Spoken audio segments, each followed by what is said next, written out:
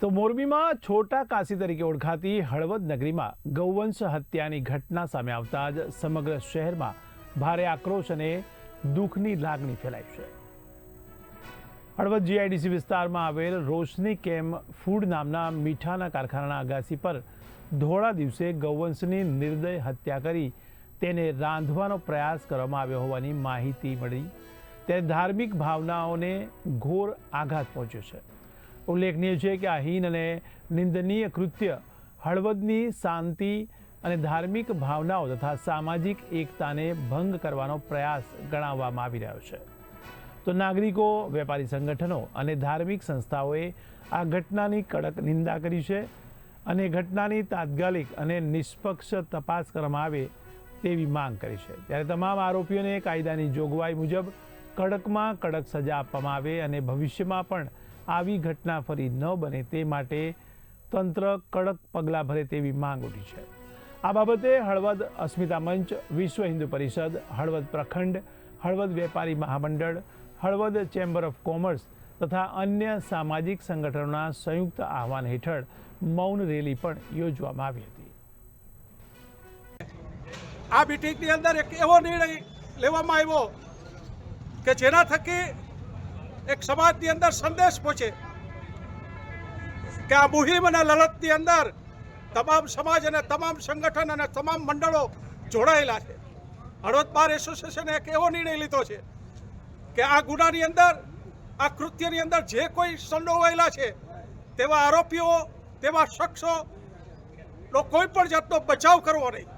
એના માટે હળવદ બાર એસોસિએશનના કોઈ વકીલ મિત્રોએ વકીલાતનામું મૂકવું નહીં અને એના વકીલ તરીકે રોકાવાનું નથી અને એનો બચાવ કરવાનો નથી અને એને કોઈ પણ જાતની પ્રત્યક્ષ યા પરોક્ષ રીતે કોઈ પણ જાતની મદદ કરવાની નથી। તો આ પ્રકારનો હળવદ બાર એસોસિએશનના વકીલ મિત્રોએ એક સરાહનીય નિર્ણય લીધો છે, જેને હળવદ બાર એસોસિએશનના વકીલ મંડળના પ્રમુખ તરીકે હું એને આવકારું છું અને સખ્તમાં સખ્ત કાર્યવાહી અને સજા આ આરોપીઓ સામે થાય એવી હળવદ બાર એસોસિએશન માગણી કરે છે। હિન્દુ સંસ્કૃતિ અને હળવદની અસ્મિતા અને છોટા કાશીનું બિરુદ સંસ્કારી અને ધર્મનગરીની પદવી પામેલી આ નગરીની અસ્મિતા જળવાય ગઈકાલે જે કૃત્ય બન્યું એ કૃત્ય ભવિષ્યમાં પુનરાવર્તન ન થાય એના માટે થઈ અને આપણે જાગૃત રહેવું પડશે। તંત્રે આપણને ખૂબ સહયોગ આપ્યો છે, એ બદલ સૌનો ખૂબ ખૂબ આભાર। સૌ મિત્રો જાગૃત રહે અને ભવિષ્યમાં આવી પુનરાવૃત્તિ ન થાય એવી વારંવાર તાકીદ કરી અને વિરમું છું। પ્રણામ। કે જે કંઈ ઘટના ઘટી છે સમગ્ર હળવદ તાલુકા અને હળવદ શહેરની જનતાને બહુ જ દુઃખ થયું છે કે આ અમારા વડીલોએ, પૂર્વજોએ જે કાંઈ સાચવી રાખી હતી ગરિમાઓ, એ ગરિમાઓ ડહોળાઈ છે।